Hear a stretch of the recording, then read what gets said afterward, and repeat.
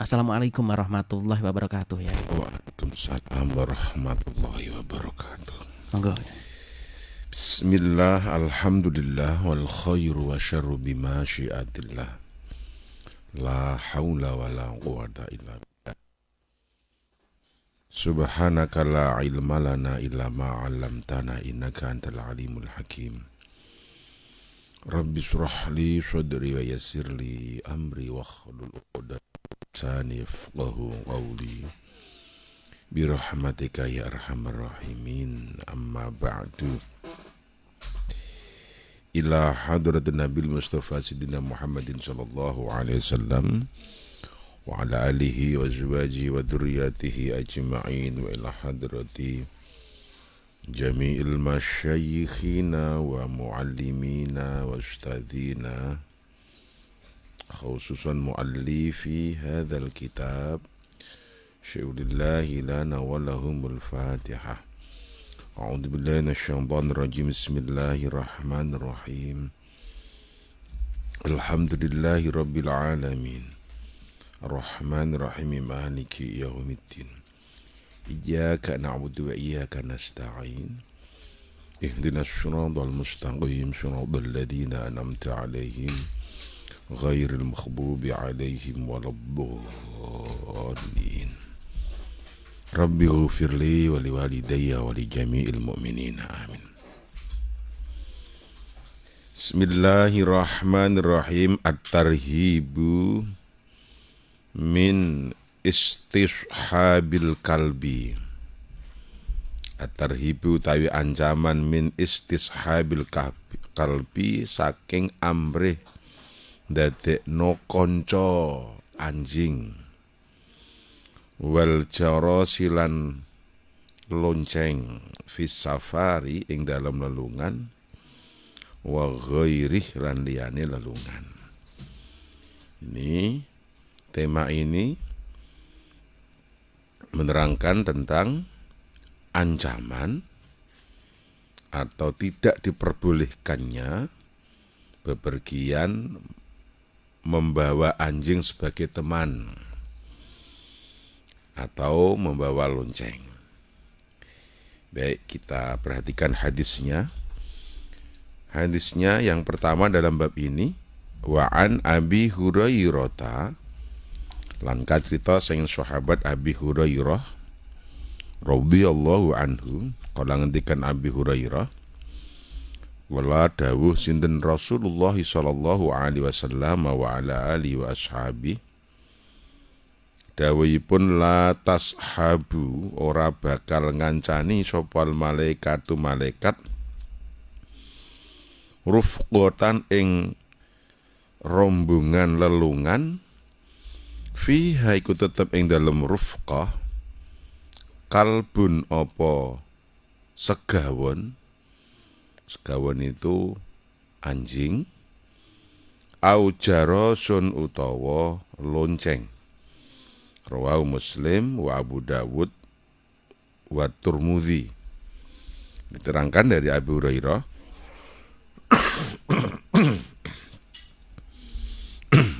radhiyallahu anhu, Abu Hurairah berkata bahwa Rasul Muhammad sallallahu alaihi wasallam telah bersabda, malaikat rahmat, malaikat penjaga tidak akan menemani rombongan bepergian, orang yang bepergian yang di dalam rombongan itu membawa anjing atau membawa lonceng. Anjing, maaf, dan lonceng, gitu ya. Maka seperti kemarin, anjing atau segawon itu telah kita terangkan.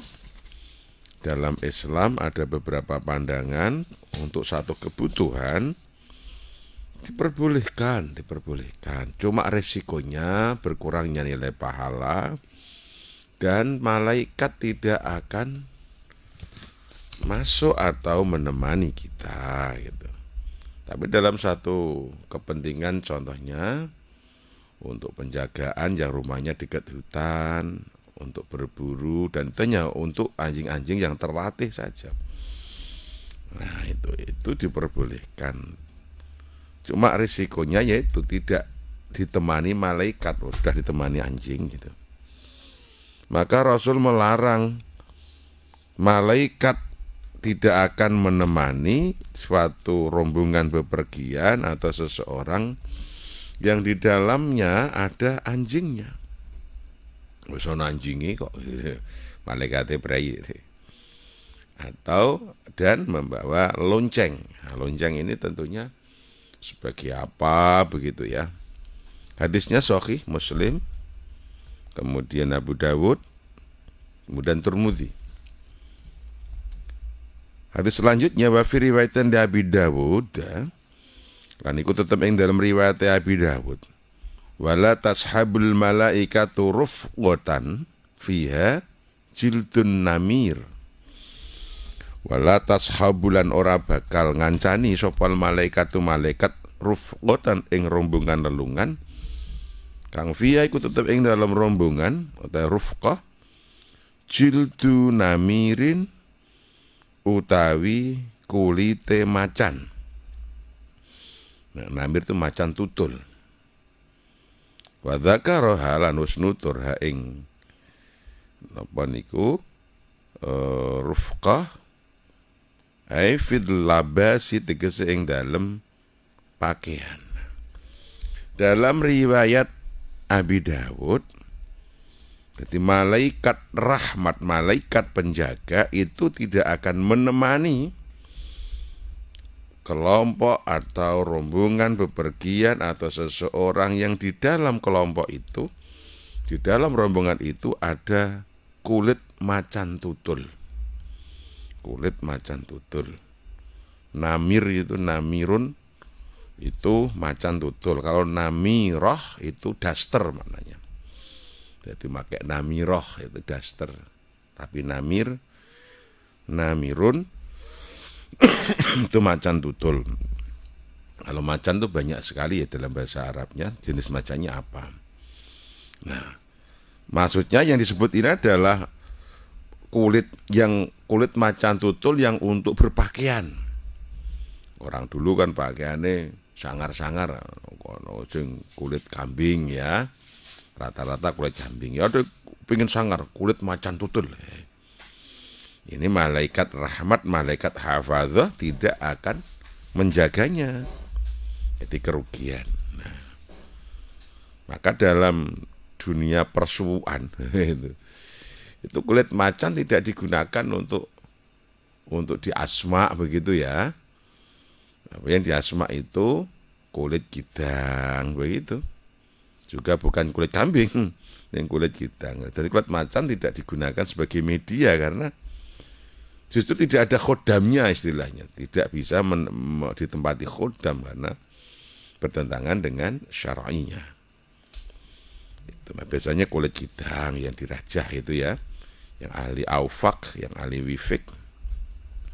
Kulit macan mah tidak digunakan. Ngalah sangar kalau macan, iya. Kalau macannya macan belang, bukan macan tutul, bukan namir. Tapi macan belang. Wa anhu lan saking Abu Hurairah radhiyallahu anhu, anna nabiyya saat temene Kanjeng Nabi Muhammad sallallahu alaihi wasallam kala ngendikan Kanjeng Nabi, al-jarasu utawi lonceng mazamirul syaiton iku serulunge setan. Rawahu Muslim, Abu Dawud, Nasai, Ibnu Khuzaimah fi sahihihi. Ini masih dalam riwayat keterangan Abi Hurairah.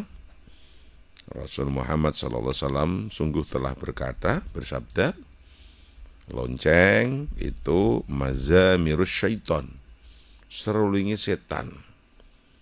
Nah, maka dari itu dilarang gitu loh. Hadisnya Muslim, Abu Dawud, Nasai, Ibnu Khuzaimah, dalam sahihnya Ibnu Khuzaimah. Kalau Muslim otomatis sahih. Ya. Nah, Islam itu memang punya tradisi. Yang tradisi itu banyak yang dilegalkan menjadi syariat. atau diangkat menjadi syariat, diadopsi istilahnya. Nah, dulu pada waktu awal-awal Islam, sahabat itu juga usul kepada Rasulullah, bagaimana ya Rasul ini agar ketika waktu sholat tiba orang kumpul semua, gimana cara memanggilnya? Itu ada yang usul pakai lonceng. Nabi menolak, jangan. Kemudian masing-masing sahabat punya ijtihad. Lain waktu kemudian sahabat Bilal nusul, ya Rasul, saya bermimpi begini-begini. Kalau sudah tiba waktu adzan, maka kita bertakbir. Nah, bertakbir kita, kemudian kita ajak sholat. Nah, oh iya. Diterima Rasulullah, kemudian disuruh menambah syahadat. Jadi syahadat itu takbir, hayyala sholah, hayyal falah, itu ijtihadnya Bilal, kemudian Rasul menambahkan asyhadu an la ilaha illallah wa asyhadu anna Muhammad Rasulullah. Nah itu. Nah, kemudian maka lonceng tidak digunakan umat Islam, karena lonceng juga sudah menjadi simbol dari agama lain gitu. Maka ketika di Jawa itu kemudian para bini sepuh dulu, karena belum adanya alat pengeras suara yang canggih, untuk mengumpulkan umat itu pakai kentongan, karena kentongan itu identik dengan tanda suara yang suaranya keras, andul, kuat gitu ya, bisa terdengar satu kampung. Dan kentongan itu sudah menjadi hal yang wajar di dunia atau di masyarakat Jawa ya, sebagai tanda-tanda ketika ada kemalingan ya kentongan, kalau ada kebakaran kentongan gitu ya, kalau ada bencana alam kentongan, kalau ada banjir kentongan. Padahal undang-undang kentongan, maka ketika sholat juga dikentongi itu. Dan jedur, beduk. Jadi itu menjadi sanepo, berarti kentong, beduk, dikentongi gitu ya. Dikentongi. Nah, membentuk huruf 10 nama malaikat gitu. Nah, maka lonceng itu apa? Kenapa dilarang? Itu mazamirus syaitan. Jadi Islam itu tidak menggunakan alat ini karena itu mazamirus syaitan, itu serulingnya setan. Itu suara alunan syaitan. Dalam keterangan lain, membunyikan lonceng itu mengundang setan. Setannya senang. Hadis selanjutnya, wa an Ummi Salamah radhiyallahu anha, qala ngendikan Ummi Salamah, sami itu mireng ingsun an-nabiy ing Kanjeng Nabi Muhammad sallallahu alaihi wasallam yaqul halidaw Kanjeng Rasul, la tadkhulul malaikatu baitan, la tadkhulu ora bakal mlebu sapa malaikatu malaikat baitan ing omah, fihi ku tetep ing dalem omah jarosun utawi lonceng. Wala tashabulan ora bakal ngancani sopal malaikatu malaikat rufqatan ing rombongan lelungan, fiha iku tetep ing dalem rufqah jarosun tai lonceng. Rawa Abu Dawud wa Nasai. Larangan lonceng ini bukan hanya ketika bepergian.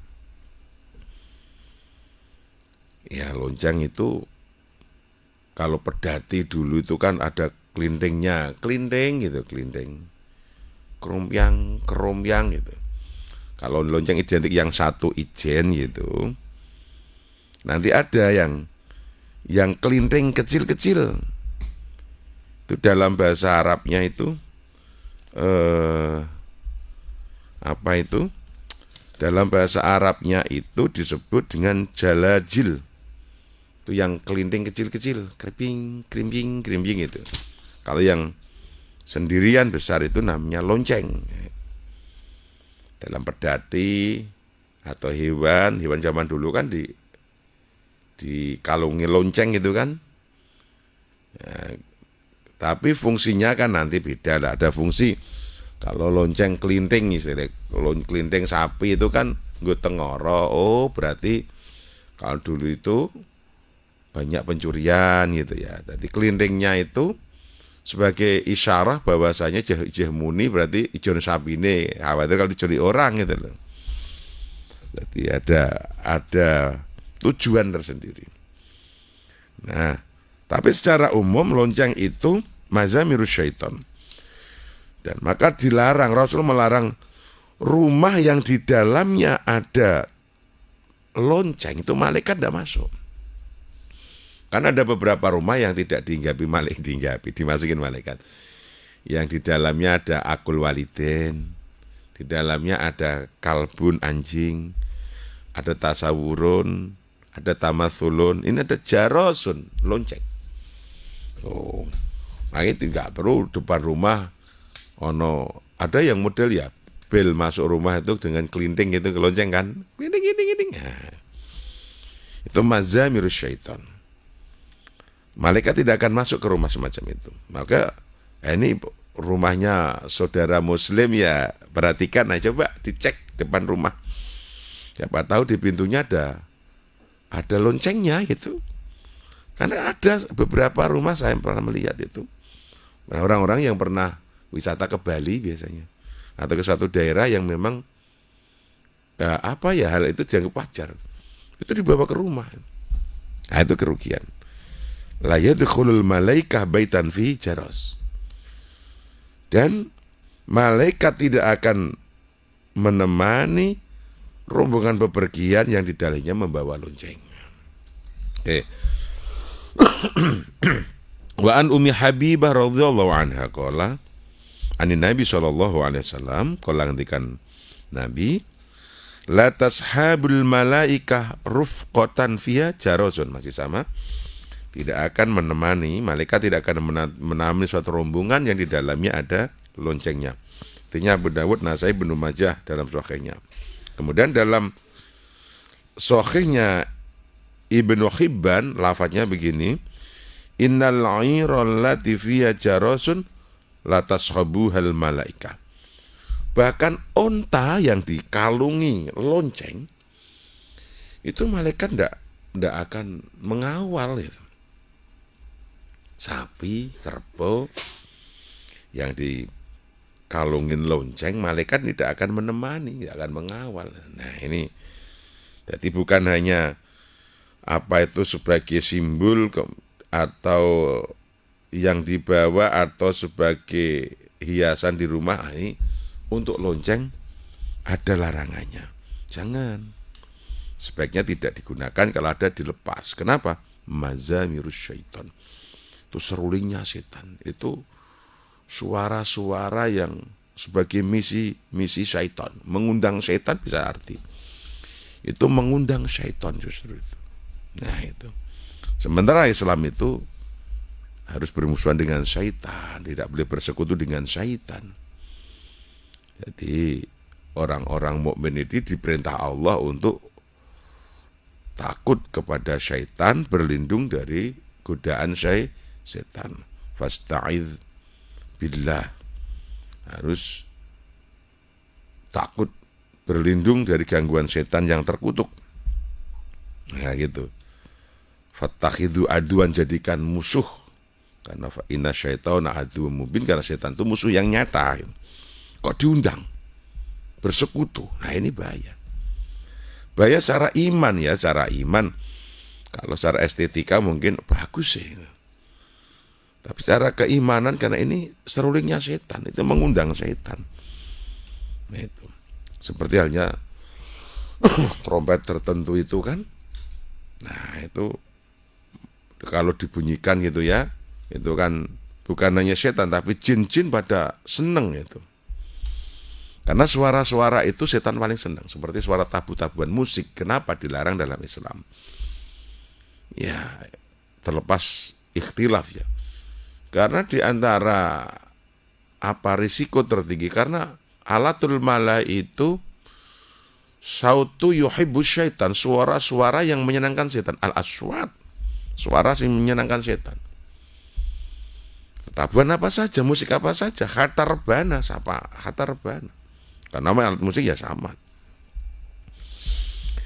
Sekarang selanjutnya wa an Aisyah radhiyallahu anha anna Rasulullah sallallahu alaihi wasallam lan cerita sehingga Aisyah saat temne Kanjeng Rasul Muhammad sallallahu alaihi wasallam amara wis perintah sinten Kanjeng Rasul bil ajrasi kelawan lonceng-lonceng antuk qta'a ing yen toden napa niku den putus min anakil ibili saking gulu-gulune unta yaumal badrin ing dalem dina perang Badar. Rawahu Ibnu Hibban fi Shahilah. Awal mula gerakan melarang unta pakai lonceng, pakai kelinting itu kapan? Pada perang Badar. Berarti di awal Islam loh perang Badar itu. Perang Badar terjadinya di Mekah. Perang pertama kali umat Islam diserang oleh kafir Quraisy. Pada waktu Islam masih sedikit, umatnya ber-313. Belum ribuan, masih ratusan. Di momentum perang Badar itulah Rasul kemudian melarang putus, buang kelinting-kelinting, lonceng-lonceng yang ada di unta-unta itu. Itu asbabul wurud namanya. Jadi kronologi kapan lonceng ini dilarang oleh Rasul, baik yang di rumah atau yang di hewan. Nah, itu. Kalau orang Arab kan ya unta, kalau orang Jawa kelinting, sapi itu, wedus tuh, kerbau. Nah, itu jangan pakai kelinting, jangan pakai lonceng, buang. Nah, itu. Hadis selanjutnya wan Anas radhiyallahu anhu anan Nabiyya sallallahu alaihi wasallam amara biqatil ajras. Ini hadis penguat aja dalam riwayat Anas, dalam keterangan Anas, riwayat Ibnu Hibban dalam sahihnya Aidon, begitu juga, begitu lagi. Amara biqatil ajnabi itu melarang memerintah untuk memotong lonceng-lonceng yang ada di rumah, di orang atau di hewan-hewan. Nah, itu dilarang Nabi.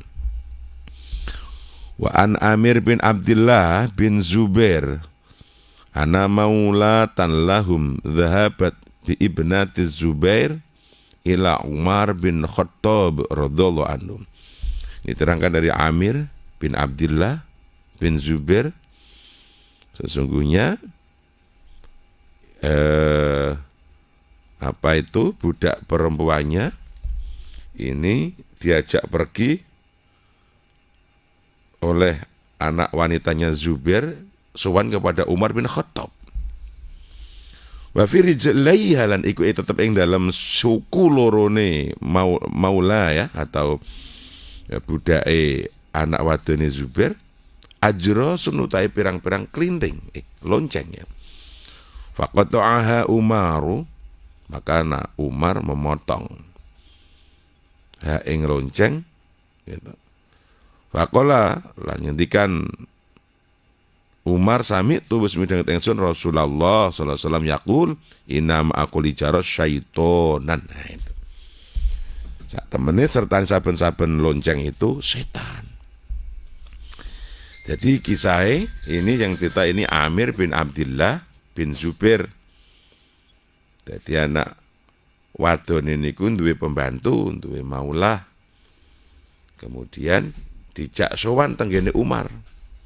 Lha tek suku lorone di kaki keduanya kok ada loncengnya, ada kelintingnya itu. Nabi Umar yang memotong itu. Dipotong Umar. Kemudian saya mendengar Rasulullah yang bersabda, kalau sesungguhnya ma'a itu beserta kulli jaras syaitonan. Setiap beserta tiap-tiap lonceng itu ada syaitan gitu. Nah, maka alasan itu dipotonglah oleh Umar sendiri lonceng yang ada di kaki budaknya, anaknya sahabat Zubair. Nah, itu ya. Masya Allah. Kita lanjutkan wa'an Bunayah di Maulah Abdurrahman seorang budak perempuan yang dimerdekakan oleh Abdurrahman bin Hayyan al-Ansori. Anha kanat inda Aisyah. Jadi Bunayah ini budak yang dimerdekakan oleh Abdurrahman bin Hayyan al-Ansori, orang Madinah. Suatu ketika diajak sowan ke Aisyah. Idza qala 'alaiha jariyatun wa 'alaiha jalajil. Nah, suatu ketika ini ketemu suatu ketika ini annaha kanat inda Aisyah. Sowan berada di samping Aisyah. Nah, kemudian idza qala 'alaiha jariyah wa 'alaiha jalajil. Yusawwitsna. Kemudian seketika itu ada jariyah yang masuk, wanita yang masuk, yang kakinya ada kelinting kecil-kecil, yang suaranya kerincing begitu. Kayak sini kayak penari kuda lumping lah kira-kira. Kemudian Aisyah berkomentar, la nudkhilannaha ila an taqta'anna jalajilaha. Jadi kami tidak akan masuk ke rumah kecuali kelinting-kelinting itu telah dipotong. Waqalat, dan Aisyah kemudian berkata, sami'tu Rasulullah la tadkhulul malaikah baitan fi jaras. Nabi berkata, malaikat rahmah tidak akan masuk ke dalam rumah yang di dalamnya itu ada kelinting-kelintingnya, ada lonceng-loncengnya. Nah, nih, jadi lonceng yang sifatnya sendirian atau kelinting-kelinting kecil ya, yang ada di kaki atau yang di hewan atau di rumah ini dalam Islam bertentangan, dilarang. Nasnya jelas, larangannya jelas, tidak pakai kinayah, tidak pakai majas, tapi langsung spesifik ada larangan ke lonceng dan kelinting, baik tempat tinggal, di hewan, ataupun orang. Ya, itu ya. Nah, bagaimana kalau pemain seni? Ya, itu nanti itu karena orang seni kan orang bermain dolanan istilahnya ya, dolanan. Tapi tetap itu mengundang setan. Makanya kenapa para, mohon maaf ini ya, ini membaca fenomena saja, penari kuda lumping yang pakai kelinting sebetulnya agar mudah kesurupan. Itu cara agar mudah karena kerincing itu ngundang setan supaya cepat kesurupan. Coba kalau penari kuda lumping nggak pakai kelinting ya angel kesurupannya, ya angel. Agar mudah itu memang pakai kelinting itu. Baik, kita tambahkan hadisnya biar komplit ini satu materi sebagai penguat karena hampir sama. Wa an Ibnu Umar radhiyallahu anhuma, dari Ibnu Umar, ana Rasulullah saat ini kanjeng Rasulullah sallallahu alaihi wasallam qala la tashabul malaika rufqatan fiya julun. Malaikat tidak akan menemani rombongan bepergian yang di dalamnya aja julun. Julun itu tadi rantai kaki ya, apa lonceng kaki. Tadi ya kaki hewannya dikelintingi kerincing itu malaikatnya tidak akan tidak menemani. Jadi dibiarkan, sudah berangkat dewe. Mau ngonjoni ana. Ono kelintingi yo. Tuh sikile ono kerjik ya itu. Maka ada keidentikan walaupun yang sebetulnya diperhatikan bagi cewek loh. Mohon maaf, walaupun terbuat dari emas, ada tuh gelang kaki yang pakai kelinting berbunyi, itu tidak boleh. Kerincing walaupun kecil, ya kan ada kan itu cewek-cewek tuh loh, yang kakinya digelangi, ya ono bandule, ya ono suarane. Nah ini termasuk jaros, tidak boleh. Wa fi riwayatan qala Abu Bakar bin Abi Syekh kuntu ana sampeyan sun jalisan lungguh ma'as Salim. Famar mongol wus liwat bina sertane kita apa rokbun wong kang tetumpaan ila Abi Banin wa ma'um ajros dan sertane niku wonten loncengi. Fa hadatsa Salim an abihi anan nabiyya qala la tashabul malaikah rokban ma'ahum juljala kamtaro ma'ahaulai min julin. Nah ini jadi hampir sama, cuma ini dikronologikan, kronologinya dibacakan. Ini dari Abu Bakar bin Abi Syekh. Abu Bakar bin Syekh ini suatu ketika duduk bersama Salim, kemudian lewatlah orang yang naik hewan untuk Abi Banin, dan besertanya itu ada hewan-hewan yang menggunakan lonceng-lonceng kelinding-kelinding itu. Kemudian Salim ini berkata, saya mendapatkan dari bapak saya bahwa Rasulullah itu berkata malaikat tidak akan menemani orang yang naik kuda, naik onta yang ada kelindingnya. Jadi apakah kamu tahu kalau sertan itu adalah banyak setan-setan loh. Nah ini, jadi alasannya jelas. Kenapa dilarang? Karena itu mengundang setan, suara-suara yang sebagai mazamirus syaitan. Kemudian likulli jaros ma'an syaitan. Nah itu loh. Setiap lonceng itu dipenuhi setan, dibunyikan sebagai pemanggil setan. Nggak usah bilang, wah setan aja kok takut. Ini perintah agama. Ya berapa orang yang hebat, jaduk, kentuk, itu dikelincirkan setan loh. Apalagi rapatek jaduk, kayak mendile gitu. Ya aja gitu ya, rapatek ngalim. Wong sing ngalim dikelincirkan setan. Mbah-mbah ngalim dalam kisah ya. Kisah inspiratif lah, zaman dulu ada namanya Syekh Barsesho, ya orang zaman Nabi Musa. Nabi Musa itu sahibul akli, orang yang cerdas loh. Berarti pelopor kecerdasan dunia ya, Nabi Musa itu cerdas. Nabi Khidir cerdas secara spiritual, Nabi Musa cerdas secara intelektual. Maka umatnya cerdas-cerdas. Nah, memang dia itu kenapa orang Yahudi itu cerdas? Ya karena nabinya Musa. Nah, beliau punya murid itu yang pengikut ini yang ngalim, pinter, jaduk, jumaduk, ahli ibadah. Punya murid 60.000 yang bisa terbang, nandake jaduk. Walhasil wal al-khisah Barsesho matinya tidak membawa iman. Kenapa? Terjebak oleh tipu daya syaitan. Nah, maka jangan wah setan wedi.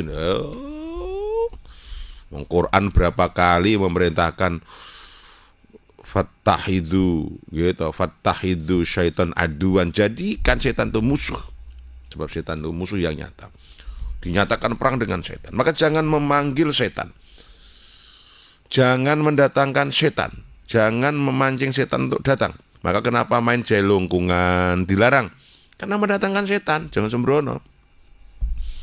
Kenapa main, mohon maaf, kuda lumbingan yang kesurupan dilarang? Mendatangkan setan. Bahaya itu, bisa nyawa hilang, akalnya rusak, saraf-sarafnya terganggu. Di sekian rentang waktu itu dia lupa pada Allah. Ini yang paling bahaya.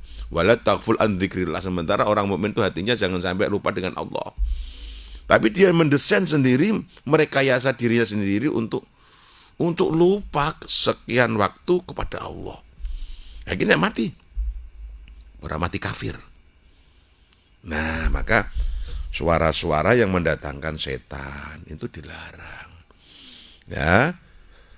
Apa benda-benda yang ditempati setan, Islam itu mengatur. Ojo bahaya cung, jadi ilmumu gak cukup cung, penalaranmu gak nyampe cung.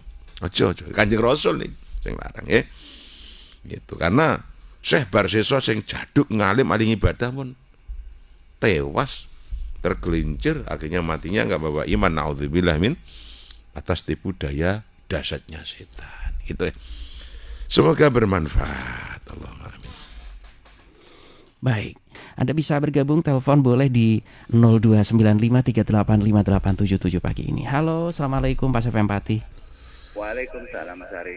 Monggo, dari siapa, di mana Bapak? Dari Mas Udin di Juwana. Monggo silakan. Begini ya Pak, ini pertanyaannya di luar tema ya Pak. Kalau misalnya kita berziarah ke sebuah makam deh, makam teman atau siapapun yang meninggal, itu kalau kita berdoa misalnya tidak memakai bahasa Arab ya Pak, karena mungkin sulit kita menggunakan bahasa kita yang kita pahami, bahasa Indonesia atau bahasa Jawa, itu apakah boleh apa? Yang kedua, apakah orang yang kita ziarahi itu melihat ketika kita datang tidak apa, berziarah ke makam yang bersangkutan tidak apa? Mohon penjelasannya. Terima kasih. Assalamualaikum. Waalaikumsalam warahmatullahi wabarakatuh. Ziarah itu artinya berkunjung. Maka bahasa ziarah itu untuk di wilayah tertentu digunakan untuk mengunjungi orang hidup juga ziarah. Saya mau ziarah ke Pak Kiai Hedi gitu. Loh, beliau belum meninggal loh gitu.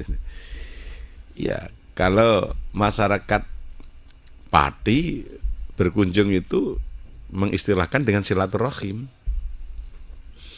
Nah, silaturahim kan artinya ya nyanak kadang istilahnya, menjaga hubungan baik, itu silaturahim. Nah, berkunjung itu yang tepat memang ziarah. Nah, cuma kalimat ziarah itu identiknya dengan ziarah kubur gitu. Nah, oke lah.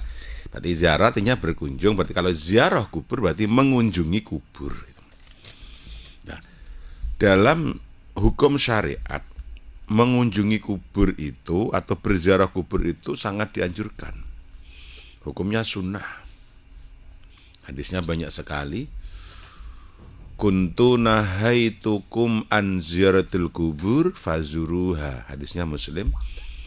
Dulu aku melarang ziarah kubur, sekarang berziarahlah. Ini riwayat Imam Muslim. Dalam riwayat Abu Dawud ada tambahan, fa innaha tuzahidu fid dunya. Karena ziarah kubur menjadikan hidup semakin hati-hati.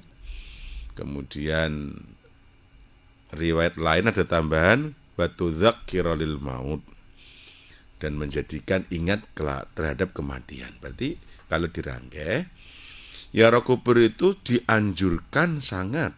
Maka ulama seperti dalam kitab Fathul Mu'in, kemudian disarai dengan i'anah itu menyebutnya dengan sunnah mu'akkad. Bahasa mu'akkadah ditekankan, ziarah itu penting karena punya tujuan jelas. Fa innaha tuzahidu fid dunya wa tudzakkira lil maut. Menjadikan hidup semakin hati-hati di dunia ini, karena ketika kita ziarah, ingat kita pun akan diziarahi kelak gitu ya. Sehingga akhirnya berhati-hati. Wa tudzakkira lil maut, dan ingat akan kematian. Ingat kematian diperintahkan. Aksiru dzikra hadzimil ladzat. Perbanyak kalian mengingat hal yang merusak kenikmatan. Apa itu al-maut? Perbanyak ingat mati. Itu ibadah. Maka orang-orang yang lalai ajaklah ke kuburan, orang-orang yang sedih ajaklah ke kuburan. Agar sudahlah, ketika sudah meninggal juga selesai. Ada pemut gitu loh, ada pesan moral, pesan imani ketika melihat kuburan. Maka dengan berziarah kubur itu menjadikan kesadaran diri kita ada di titik normal. Nah itu, untuk merefresh kembali pikiran kita. Ya Allah lah, tak rewangin jungkir malik wis mati wis bar selesai. Itu kan. Ya Allah, hari ini saya bisa berziarah kalau aku yang diziarahi. Itu. Jadi berkunjung saja walaupun tidak membaca apa-apa, itu sudah menjadi ibadah. Apalagi kalau berkunjungnya pertama masuknya membaca salam. Assalamualaikum ya ahlad diyar. minal mu'minin wal muslimin. Antum salafuna wa nahnu bi'athar insyaallah bikum lahiqun. Nas'alullahu lana wa lakum al-afiyah. Ini dicontohkan Nabi. Nabi itu berziarah kubur. Kalau masuk kubur membaca salam itu. Maka ketika kita ke kubur Baqi', kubur yang ada di kubur tua yang ada di Madinah, di kubur Ma'la, kubur tua yang ada di Makkah, kemudian di kubur Uhud yang untuk mengubur sahabat-sahabat syahid Uhud, semua ditulis kan besar dengan bahasa Inggris. Pertama dengan bahasa Arab, dengan bahasa Turki, dengan bahasa Ibrani, dengan bahasa Inggris, dengan bahasa Jepang, dengan bahasa Indonesia. Hadza salamun Nabi idza zaratil kubur. Ini adalah salamnya Nabi ketika ziarah kubur. Loh. Berarti ziarah kubur sunnah muakkad dong. Karena tujuannya jelas. Jangan diartikan kalau ziarah kubur itu meminta-minta, enggak, datang saja itu sudah ibadah. Kalau kita membacakan salam kepada orang mati, itu tambah ibadah lagi dan salamnya itu bermanfaat bagi orang yang mati. Kubur itu kalau disalami, itu ahli kubur mendapatkan keringanan selama sehari semalam. Karena salam itu sudah doa, berarti kita tidak harus membaca doa lagi, katakan salam tok itulah, assalamualaikum ya Allah, itu sudah mendoakan. Kemudian membuat gembiranya orang mati karena al-mu'minu fi kuburihi yanzur ila man fauqah. Orang mukmin yang ada di dalam kubur itu melihat siapa yang datang. Mukmin itu bisa melihat siapa yang datang. Nah, jadi yang mati itu si mayit melihat, tapi yang ziarah nggak lihat, sebab nanti kalau yang ziarah lihat mesti melayu. Melayu. Begitu juga salam kita akan dijawab mereka. Mereka mendengar, ya menjawab. Dan kita tidak mendengarkan jawaban mereka karena kalau kita mendengar pasti kita lari. Apalagi ziarahnya surup gitu ya. Jelang maghrib, assalamualaikum waalaikumsalam. Pasti lari terberet-beret gitu loh. Nah itu. Nah, apakah boleh dengan bahasa selain Arab? Boleh. Ya Allah, sampean jembaro kuburi mbah kula, sampean welasi jenengan sayangi, ya Allah ampuni dosa-dosane Gusti. Dadosaken kuburanipun dados taman saking taman swarga. Amin yen dadosaken luang teko luang. Jadi redaksinya itu ya yang bagus sesuai dengan contoh Rasul. Tapi substansinya adalah kira ben diampuni Allah, diwelasi Allah, dijembarno kuburi gitu, ditempatkan di surganya Allah. Kalimatnya terserah, dengan bahasa apa boleh, bahasa Cina juga boleh, bahasa Inggris, bahasa India, hanya gitu ya boleh. Intinya mendoakan. Dan mohon maaf, tidak membaca doanya datang dan uluk salam pun sudah memberi manfaat. Nah, kalau disalami tok itu sehari semalam. Kalau kita ziarahi kemudian kita bacain, kita bacakan Yasin di atasnya, kita bacakan Al-Mulk di atasnya, itu menjadikan khafif, peringan, menjadikan peringan atas siksa-siksa kalau orang buruk. Selama berapa? 1 minggu, pendak hari. Maka ziarah yang bagus itu hari Jumat. Kalau anak mau berziarah ke makam orang tuanya hari Jumat disebut birrul walidin. Jadi man zara qabra abawaihi aw ahadihima likulli jum'atin kataballahu birran. Ketika ada anak berkenan berziarah ke makam kedua orang tuanya atas salah satunya, maka ditulislah dia sebagai anak yang berbakti kepada kedua orang tuanya. Subhanallah. Nah, itu dalam hadis Musnad Ahmad itu di hari Jum'ah. Man zara qabra abawaihi likulli jum'atin, tiap-tiap Jumat. Hari Jumat itu ya terhitung dari Kamisnya, asarnya hari Kamis sampai maghribnya malam Sabtu. Itu ya Mas, jadi sangat bermanfaat sekali. Dan baca doa, jadi runtutannya datang saja untuk niat berziarah, ambil iktibar, sudah dapat pahala, bernilai ibadah. Bagi kita, kalau jenengan uluk salam, orang mati mendapat manfaatnya sehari semalam. Kalau jenengan ziarahi, kamu sampai doain, sampai bacakan menjadi peringan siksanya, bahkan bisa penghilang dari siksa selama 1 minggu atau pendak hari. Ziarah yang paling bagus hari Jumat. Nah, tren sekarang kalau orang ziarah nggak Jumat, hari libur. Iya, makam-makam wali sekarang bergeser kan. Dulu orang ziarah ke makam wali, apalagi makam wali, makam sholihin itu pasti hari Jumat. Sekarang nggak, hari libur yang ramai. Tapi ini membedakan memang kalau ziarah umum itu Jumat. Karena hadisnya begitu. Ya ada fadhail lah ya. Tapi kalau wali, hari bebas memang, tidak harus Jumat. Kenapa? Para wali, para nabi ku yusalluna fi kuburim, selalu standby. Baik-baik aja lah di sana itu. Maka kalau ziarah wali itu enggak usah sampean ndongakno Allahumma ighfir lahu warhamhu apa enggak usah. Wali kok jaluk ngapura oleh. Tapi Allah mazid barokahu gitu loh. Yang tambah keberkahannya ya Allah, tambah karomahnya ya Allah, begitu. Kemudian agar karomah berkahnya lumeber pada kita semua yang hadir. Atau ya Allah tambahkan wewangian dalam kuburnya, gitu loh. Jadi bukan ya Allah maghfir lahu warhamhu wa'afi Allah waj'al qabru riyadun, enggak, itu kubur doa untuk orang umum. Maka kalau ziarah di makam umum orang biasa hari Jumat itu afdolnya. Kemudian kalau makam wali memang bebas ya.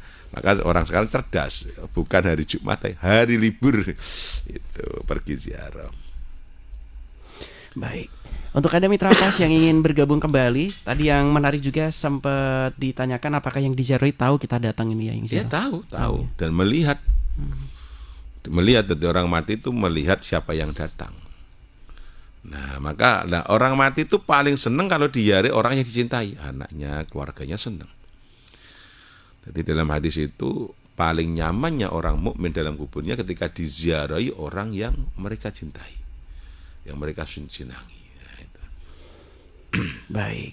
Yang pagi ini juga sudah bergabung untuk telepon, coba saya terima kembali di 0295385877. Halo, assalamualaikum Pak Syaf Empati. Assalamualaikum Yai. Waalaikumsalam warahmatullahi wabarakatuh. Monggo Mbah. Bacitaken nggih.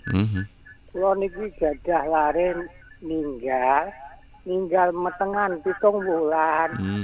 Lah niki dereng diakikohke, upami mbingjang kula wonten rejeki mendak pindho kalih akikohke pucuk asal iki. Niku sampun nggih. Harus dibedakan dan dimengerti apa itu akikoh, apa itu kurban, apa itu sedekah, apa itu kifaroh. Jadi beda-beda ya. Kalau kurban itu khusus menyembelih hewan ternak yang ditunjuk dalam syariat, kambing, sapi, kerbau, unta, begitu ya, di hari nakhr dan tasyrik. Sebagai syukurnya orang hidup dapat rezeki, punya rezeki di hari tasyrik dan kurban, maka wujud syukurnya dengan menyembelih hewan ternak. Kemudian ada akikoh. Akikoh itu kullu ghulamin murtahanatun bi akikotihi. Setiap kelahiran tergade dengan akikohnya. Identiknya berarti akikoh itu untuk menebus anak yang terlahir. Karena kullun itu kebanyakan memang bermakna semuanya, selain nanti ada istisna ya. Jadi setiap kelahiran itu tergade. Nah, maka ditebus. Siapa yang nebus? Orang tuanya. Kalau nggak mampu ya kakeknya. Ditebus dengan cara kalau anak yang lahir laki-laki ya 2 ekor, kalau perempuan ya 1 ekor. Kapan pelaksana? Di hari ke-7 kelahiran bersamaan menyukur rambut dan kasih nama. Kalau belum siap, kelipatan 7, 14 hari. 14 harinya. Kalau belum siap, ya kelipatan 7-nya lagi. Kalau masih belum kuat, ya kelipatan 7 sampai 7 bulan. Sampai 7 tahun gitu. Bagaimana kalau nggak ada akikoh? Eman. Dikisahkan anak-anak yang meninggal sebelum masa baligh itu langsung disurgakan Allah. Dia menjadi seperti kupu-kupu yang perterbangan di taman-taman surgawi. Untuk apa? Menanti kapan kedatangan ayah bundanya. Jadi tiap hari itu roh-rohnya anak-anak yang meninggal itu seperti kupu-kupu menghiasi taman-taman surgawi. Sambil memantau seperti drone begitu, kapan ayahku datang ya, kapan ayahku datang. Mau ngapain? Diajak masuk surga. Wong Jawa ngaran celengan nih, celengan nyoto. Nah, dalam beberapa literasi, rohnya si anak ini tidak bisa bertemu orang tuanya kalau hak-haknya anak tidak diberikan. Haknya anak apa? Nama yang baik. Kemudian akikoh, itu haknya anak. Kalau hidupnya membaca Al-Quran, haknya anak, pendidikan. Nah, maka bagaimana kalau bayi meninggal belum ada akikoh? Ya diqadha akikohnya. Gitu. Kemudian jadi bahkan yang tua-tua kayak begini yang belum akikoh masih diperintahkan boleh untuk mengqadha. Dan sunnah dalam musnadnya Imam Ahmad. Jadi wakana Rasulullah sallallahu alaihi wasallam waqi ala nafsi ba'dan nubuwah. Nabi itu mengakikoh dirinya sendiri setelah menerima wahyu kenabian. Setelah dewasa tua, Rasul baru mengakikoh dirinya sendiri. Nah ini hikmahnya banyak loh ya, mengakikoh diri itu orang yang sakit-sakitan. Kehidupan yang jauh dari keberuntungan. Cahayu angel judune, cah pinter angel golek gawean. Itu wong Jawa ngarani kena sengkala. Maka sebul sengkalane, buang sengkalane, diruat. Carane ngruwat akikoh. Akikoh. Murah toh daripada nekake wayang. Daripada nekake barungan luwih murah. Dan iki syar'i diruntut. Kalau namanya tidak pada waktu di akikoh itu, walaupun kalau namanya kurang bagus, ganti. Sunahan di akikoh, ganti nama. Cukuran, digundul. Sunahnya begitu, digundul. Potong, begitu hewan disembelih, menyembelihnya pun ada timingnya ya. Timingnya setelah matahari terbit, disembelih. Setelah disembelih kemudian didoain. Bacakan inna anzalna 7 kali untuk si anak kalau masih hidup. Kemudian dicukur, potong kukunya semua, sudah dimandiin. Insyaallah kalau nakal menjadi solih. Angel juduni cepat juduni. Angel golek gawean gampang golek gawean. Insyaallah. Ini syariat. Yang dilupakan karena orang itu lebih sayang harta benda daripada anak. Sehingga anak tidak diakikoi. Ya karena iman duite, sayang harta benda. Dia ngelupa dengan anaknya gitu. Tidak sayang dengan anaknya, lebih sayang dengan harta benda. Ya kan orang tua diwaneni anak. Nah, itu karena anak jauh dari keberuntungan. Sial lah kita apa saya cari kurang bancaan yang jauh. Nah, bancaan terbesar ya akikah itu. Sudah ya itu tapi bareng sunat. Kurang tepak. Baleni. Wong masih mana lewat akikah ya orang digawe mremo kuwi jenenge. Akikah itu dia diundang ke makruh. Ya sedekahkan semua dengan keikhlasan, niat nebus semuanya, jangan ada yang disisakan. Ya sekedar makan aja sudah diberikan semua. Sehari harus habis. Itu hikmahnya. Tulangnya jangan dianjurkan dipendem. Biar enggak sakit-sakitan, biar tulangnya kuat. Hikmahnya dalam Hasyatul Bazur itu biar tidak punya penyakit rematik, penyakit tulang, osteoporosis, kiolosis, apalagi yang sisis itu Masya Allah itu. Nah, kalau sedekah itu bisa diniatkan orang hidup dan orang mati. Tapi kalau nyedekah orang mati ya sudah nyedekah aja. Jangan diniatkan dengan akikah. Sedekah beda sendiri. Kalau sedekah untuk orang mati itu ya memang diperintahkan untuk menggembirakan orang mati. Kalau anak-anak kan tidak perlu disedekahi, orang anak yang mati itu tidak perlu ditahlilkan, tidak perlu sedekahi mitung dino matang bulu, nggak perlu. Wong sudah masuk surga kok. Sing gerangan-gerangan mawon. Maka kan beda ta dongane donga nyolati mayit kecil sama donga ndongani mayit gede kan beda toh? Beda. Kalau sholat jenazah doain anak kecil ya dengannya ya kira-kira ya Allah jadikan anak ini adalah permata bagi orang tuanya, tabungannya bagi orang tuanya. Ya berikan sabar kepada ke hati kedua orang tuanya. Yang didoakan orang tuanya. Ayo no bayak mati, bocah mati urung balik nahlilno wong 300 wong 400 buat apa? Baik iku lho dongake ya. Ya, orang-orang yang sudah balik meninggal itu didoakan. Kalau belum balik lah ya. Sudah yakin dengan dasar keimanan. Ya sudah diselesaikan penguburannya, haknya mayat diberikan. Sudah selesai. Kalau berkumpul-kumpul mendoakan bapak ibunya ben sabar begitu. Karena mungkin ujiannya lebih berat ketika ditinggal mati anak daripada orang tua yang meninggal. Itu terkadang lebih berat di posisi anak yang meninggal. Nah, itu didoakan agar orang tuanya sabar, hatinya lapang, anugerahkan tambah iman begitu. Kalau kumpul-kumpul, tapi tidak untuk mendoakan Allah maghfir lahum warhamhum, bukan itu doanya itu Mbak. Baik. Yang ingin bergabung kembali, Anda masih bisa masuk Mitra Pasi. Anda bisa telepon di 02953858877. Sementara yang bergabung melalui WhatsApp di 085277999101. Assalamualaikum warahmatullahi wabarakatuh, Yai. Waalaikumsalam warahmatullahi wabarakatuh. Oke, dari Pak Tur Hadi yang sudah bergabung. Yai, misalkan kita ini kan ternak sapi atau kambing, kita kasih kelintingan pripun nggih, ngapunten Yai, tadi tidak nyimak dari awal gitu kata. Mohon pencerahannya Yai. Semenjak perang Badar, onta-onta yang pakai lonceng itu disuruh buang semua. Nah, semenjak perang Badar itu onta yang ada kelintingnya itu disuruh melepas. Nah, itu artinya hewan ternak kita yang kasih kelinting itu suruh lepas. Karena apa? Di kelinting itu memanggil setan. Kelinting hidup itu mengambil setan.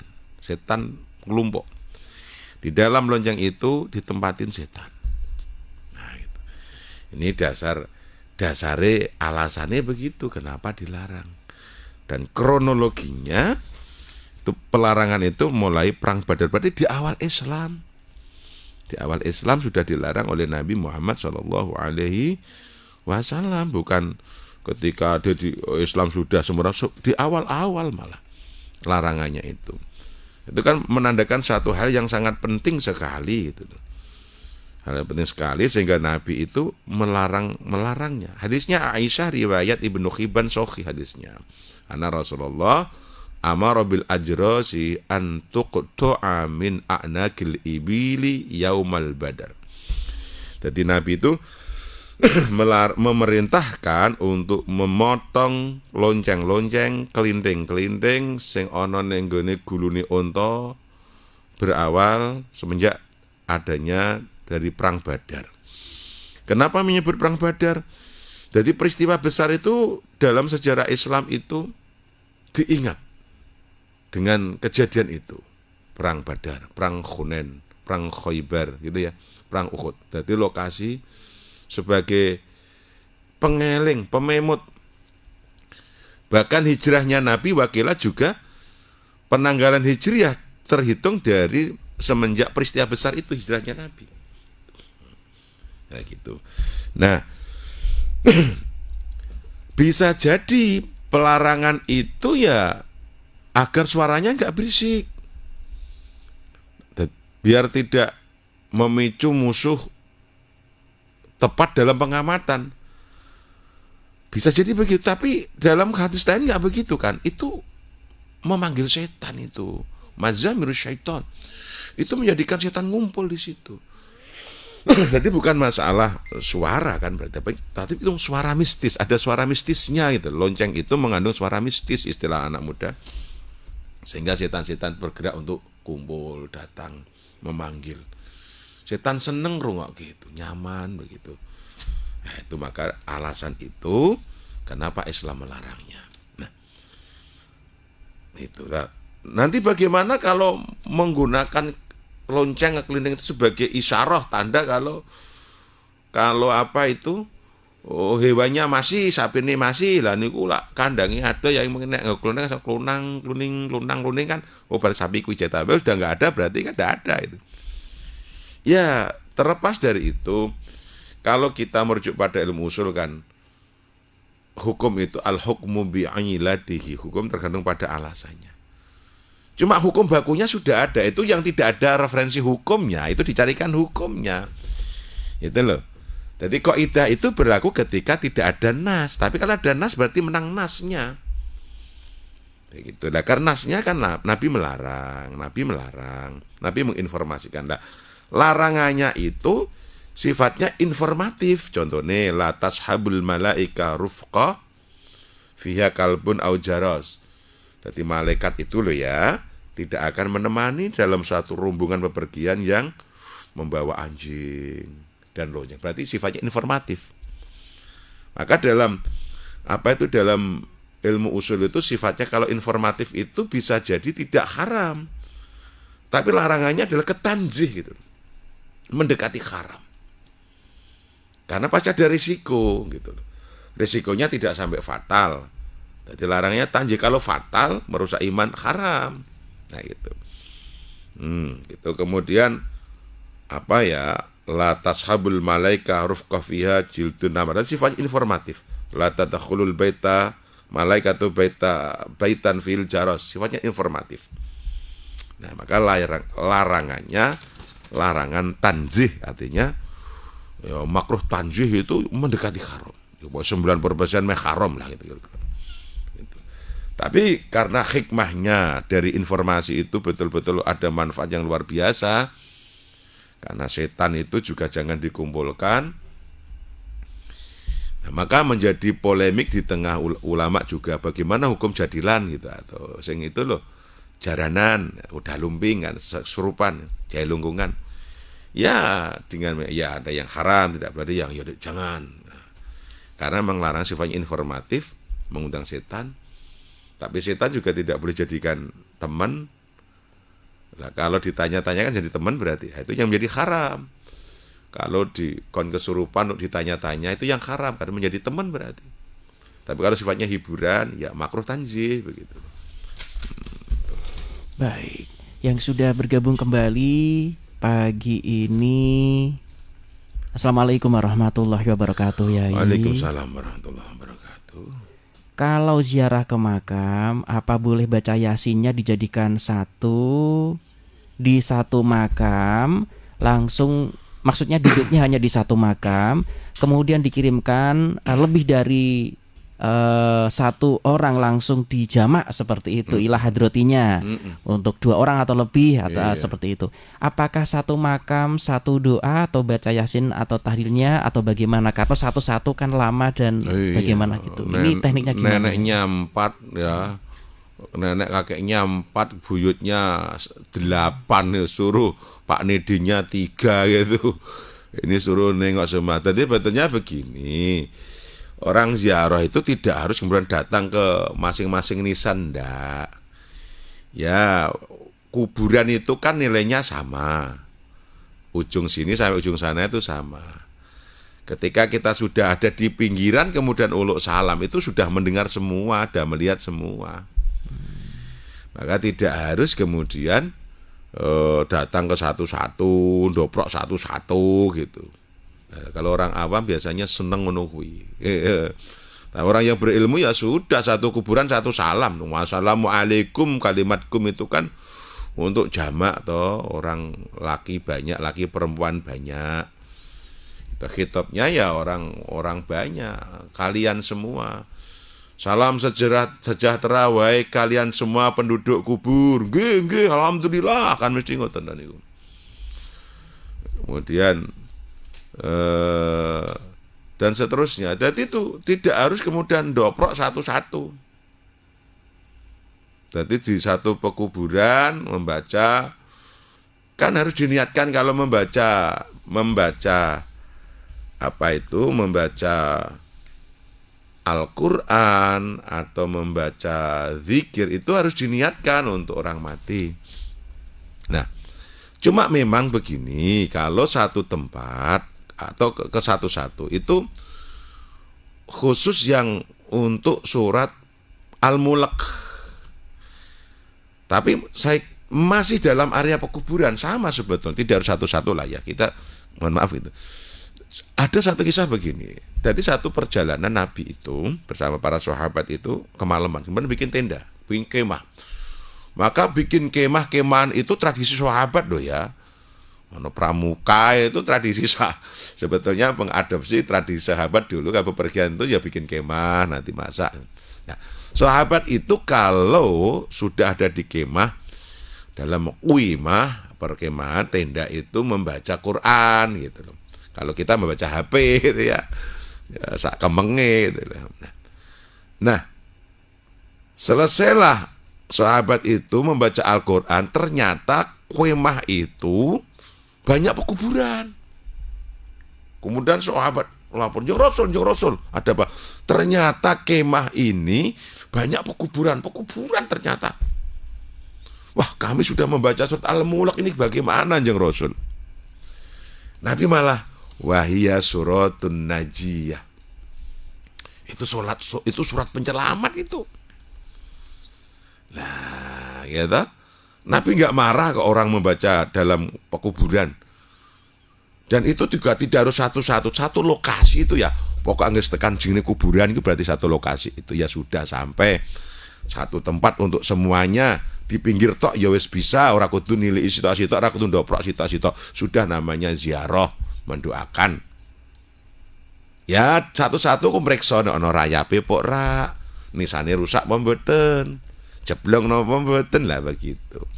Tapi untuk doanya, salamnya ya satu untuk kulluhum, untuk semuanya. Assalamualaikum ya ahlad diyar. Kecuali ziarah orang solih, ya itu ditakhsisno,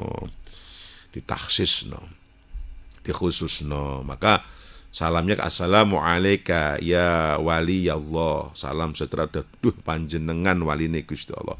Ditakhsisno untuk wali. Tapi untuk umum ya di pojok sini sama, di pintunya sama, tidak harus ndoprok kabeh. Bacaan satu bacaan. Yang penting diniatkan. Kan niat ini dasarnya hadisnya Ali, man qara'a ikhlasa ikhda asyara fa'ahda ala mayyitin. Itu loh. Falahu ajru adada mayyitil mu'min. Barang siapa membaca surat Ikhlas 11 kali, kemudian dihadiahkan kepada ahli kubur, maka dia mendapat pahala sebanyak orang-orang mukmin yang mati. Maka fa'ahda itu kalimat menghadiahkan. Maka ada ila hadrati. Ila hadrati itu kan banyak yang membuli toh. Ora ono Kanjeng Nabi mbiyen ora ono ila hadrati ini kok nggih model-model bid'ah lah begitu. Bid'ah itu poyok-poyok meneh. Itu pengejawantahan, pengaplikatif dari hadis man ahda ala mayyitin man qara'a ikhlas. Barang saya membaca surat Ikhlas 11 kali kemudian menghadiahkan kepada ahli kubur, alam mayit. Tapi yang diperintahkan surat Ikhlas, kenapa Fatihah? Ayat Fatihah, surat maknanya ki Quran, ayat Quran. Berarti ayat apa? Boleh Yasin, Waqiah, Al-Mulk. Ya monggo-monggo sampean seneng Yasin. Anak pun Yasin bunti Al-Baqarah, ayo monggo. Fatihah cekap, surat Ikhlas cukup.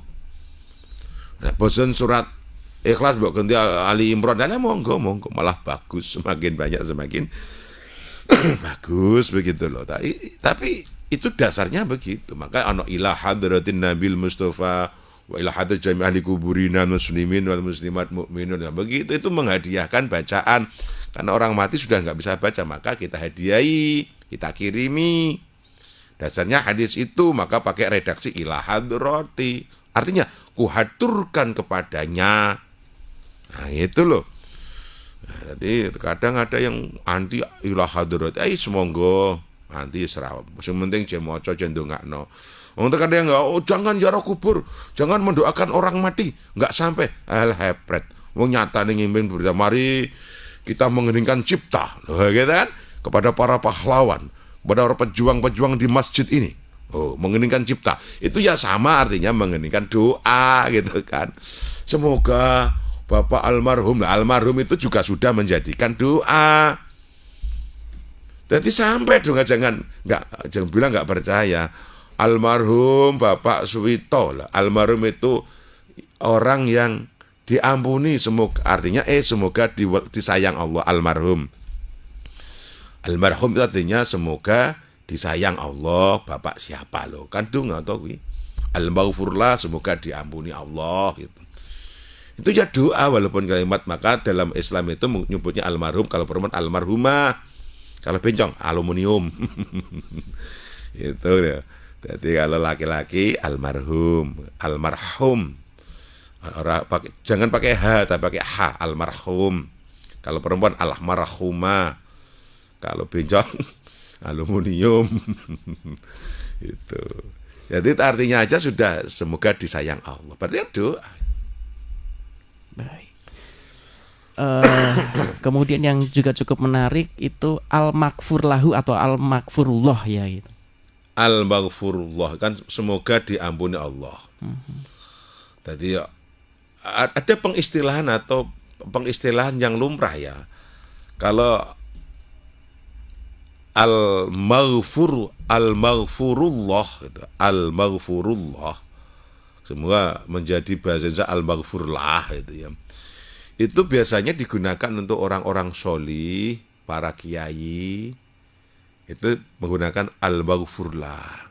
Lahu ada domirnya maksudnya atau al-maghfurullah Allah. Ya, al-maghfurlah kita cukup. Al-maghfurullahu lahu gitu ya. Nah, itu lebih komplit. Tapi al-maghfurlah itu ya al-maghfurlah lahu. Ya al-maghfurlah itu artinya sama ae, maksudnya kan ae gitu loh. Almarhum sama ae tegese gitu ya. Tegese Allah maghfir lahu. Allah marhamhu itu sama. Cuma ini hanya penggunaan bahasa saja, kebiasaan masyarakat. Jadi Allah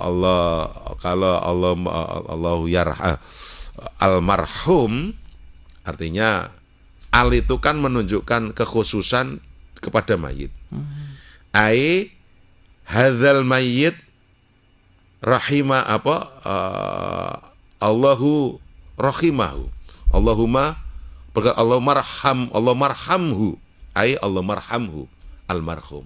Tegese Allah semoga menyayangi. Kemudian al-maghfurlah gitu ya.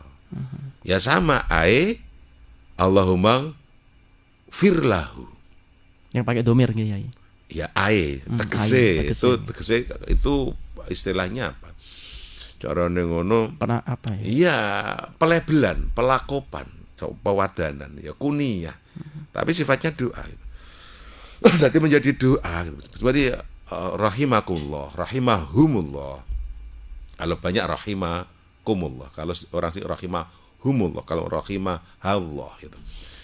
Itu sebetulnya kalau rahimakumullah itu kan para ulama dalam kitab Adzkar ini menurut Syekh Nawawi ad-Damaskusi ya. Memang tidak harus pantas menyematkan doa-doa. Itu masuknya doa. Masuknya doa kepada orang-orang sholih, kepada sahabat yang jelas sudah dapat ridho Allah. Orang-orang yang sudah jelas dapat ridho Allah itu penyempatan atau penambahan doa kan disunahkan, itu memang disunahkan. Itu dengan radhiyallahu anhu, membaca tarot. Sahabat Abu Bakar radhiyallahu anhu, sahabat Umar radhiyallahu, sahabat radhiyallahu, karena orang-orang yang diridhai Allah. Itu pun ulama membacanya tetap semoga Allah, semoga tetap menjadi doa karena bahasanya semoga Allah meridhoinya. Padahal sahabat yang jelas diridhai itu makanya radhiyallahu an. Kalau kelasnya ulama berarti bukan sahabat, tabi'in, dari tabi'in terusnya itu rahimahumullah. Imam Syafi'i rahimahumullah. Imam Ghazali rahimahullah, semoga Allah menyayangi. Nah, ini tradisi yang benar. Ini menurut Syekh Nawawi ad-Damaskusi dalam kitab Adzkar. Nah, sehingga gelar ini tidak boleh diberikan kepada semua orang. Untuk yang radhiyallahu dan rahimahumullah. Nah, begitu. Lah, maka masyarakat kita punya tradisi kalau sudah meninggal ya almarhum. Tidak berani rahimakumullah, rahimahumullah. Kalau pakai hu itu kan berarti isim dhamirnya jelas ke si mayit. Okay. ditaksis, wah ini kan berat, bener apa ora itu. Maka almarhum sifatnya itu ya orang mukmin itu ya almarhum itu. Kalau orang mukmin itu pasti disayang Allah. Maka sifatnya dibikin sifatnya khusus tapi umum gitu untuk mukmin. Alnya itu lil mukminin wal muslimat. Pada Allah maghfir lahum warhamhum gitu wa'afihim wa'fu anhum. Jadi maksudnya begitu. Maka almarhum itu orang umum. Ini tradisi ya. Al-maghfurlah ini orang-orang khusus solih. Ini gelar-gelar ini kan diserobot sekarang. Serobot orang-orang awam itu. Orang awam ikut Allahumma Allah al-maghfurlah gitu kan. Walaupun ini sifatnya adalah tradisi kebiasaan, tapi tradisi yang sing genah itu. Seperti nama haul. Haul itu kan istilahnya dulu hanya untuk orang-orang solih, wali-wali, guru-guru lah. Iki orang biasa pun ya haul. Saya lebih tepat menggunakan istilah sedekah, nyedekah tahunan. Nyedekah tahunan. Orang awam. Lagi istilahnya kiai-kiai diserobot orang-orang awam. Ya banget senengnya karo kiai sehingga apapun yang dilaksanakan, dilakoni kiai itu ditiru. Contoh, dalam kitab Tanwirul Qulub itu seorang santri itu tidak boleh berpenampilan menyamai kiai. Ulama besar katakan. Bahkan dihukumi haram. Itu menurut Syekh Amin Al-Qurdi Al-Irbili. Orang awam itu tidak boleh berpakaian penampilan ketika di majelisnya para ulama atau santri dalam komunitas itu menggunakan atau dalam umum menggunakan pakaian kebesarannya ulama.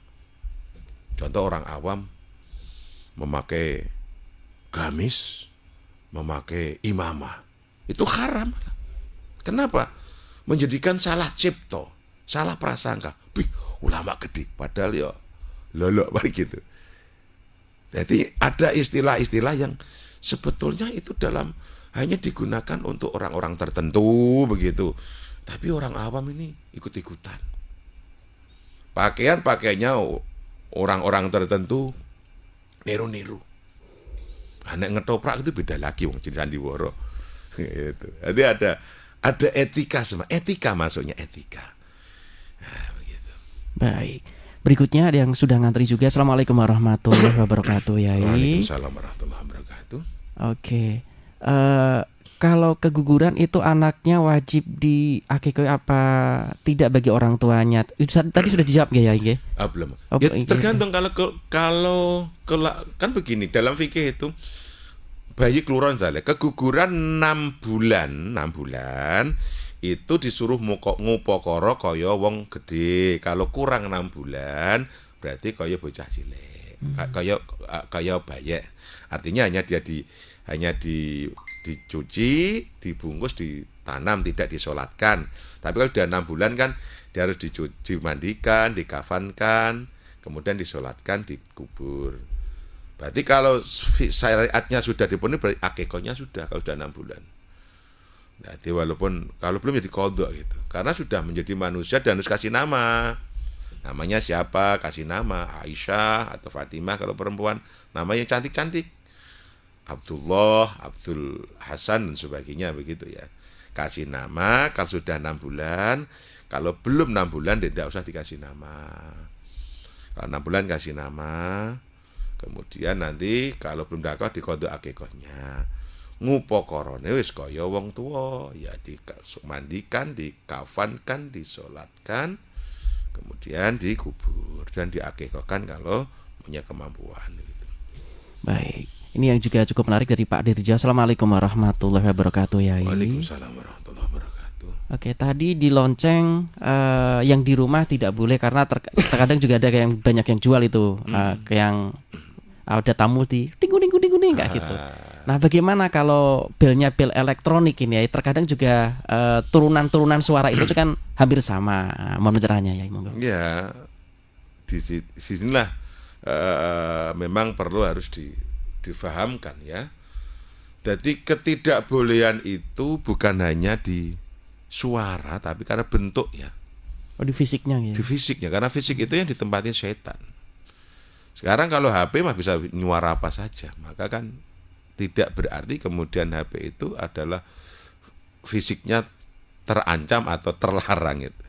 Walaupun bisa menyebut mengeluarkan suara macam-macam. Nah, karena zahir amarnya adalah dalam bentuk lonceng itu, maka ya fisiknya itu sudah bermasalah itu. Kenapa sih orang Islam kok alergi banget dengan itu? Karena menjaga iman itu berat.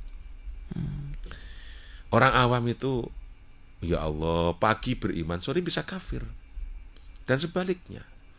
Maka harus dijaga iman umat itu dengan hal-hal yang kiranya menjadikan rusaknya keimanan, terganggunya keimanan. Karena Islam sendiri sudah punya tradisi.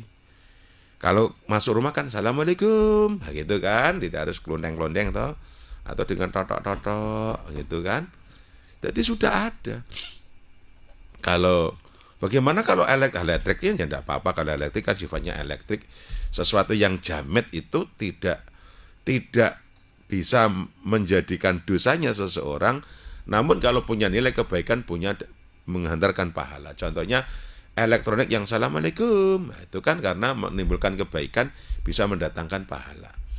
Tapi secara personal jamet atau benda padat itu ya tidak bereaksi kecuali punya dampak. Contoh seperti foto, hukumnya foto itu bagaimana? Kan barang jamet, benda berat, tidak ada yang hukumi, kecuali ketika sudah membawa dampak memberikan syahwat, maka itu yang dilarang. Tapi kalau dampaknya menggembirakan, mengingatkan Allah, ya dari pahala begitu. Nah, itu. Baik, sebelum kita closing, mau doanya ya karena kita sudah di penghujung acara, monggo ya. Hanya hidayah Allah yang mampu membawa kita pada pencerahan, pengamalan, dan keistiqomahan. Karena bertambahnya ilmu yang tidak bertambah hidayah akan semakin tambah jauh dari Allah. Maka teruslah bertambah ilmu, dan terus mintalah hidayah pada Allah, dan terus mintalah bimbingan agar kita menjadi orang yang selamat dengan ilmu itu. Ilmu itu membawa pada kebaikan, ketaatan, dan kesolehan. Akhirnya billahi taufiq wal hidayah. Al-afu minkum. Assalamualaikum warahmatullahi wabarakatuh. Waalaikumsalam warahmatullahi wabarakatuh.